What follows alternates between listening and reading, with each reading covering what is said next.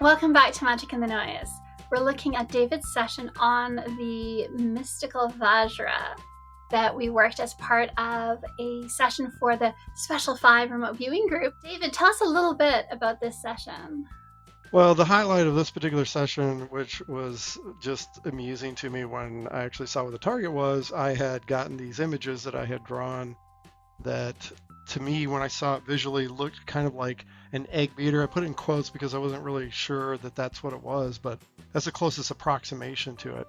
And I remember seeing these like pulsations of white light from behind these structures.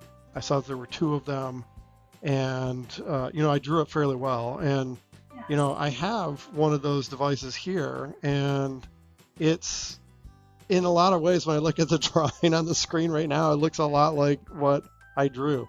I also labeled it as being metallic, and there are other parts of the session that had sort of overtones of ritualistic kind of aspects to it. So overall, I felt like I had target contact. It's interesting. There are two things that I wanted to bring up today. One of them was that Elon Musk took a picture of his bedstand or his nightstand.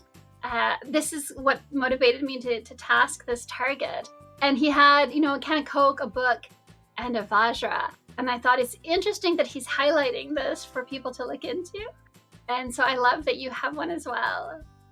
Yeah, and for me, they talk about I think the history of it is that this supposedly uses a weapon by the gods and that kind of thing. In my opinion, when I kind of have worked with this, it feels almost like I know it's in a way kind of simplistic thinking, but it feels almost like energetically like you're working to open dimensions with this thing. Is to me what it kind of more feels like its purpose is.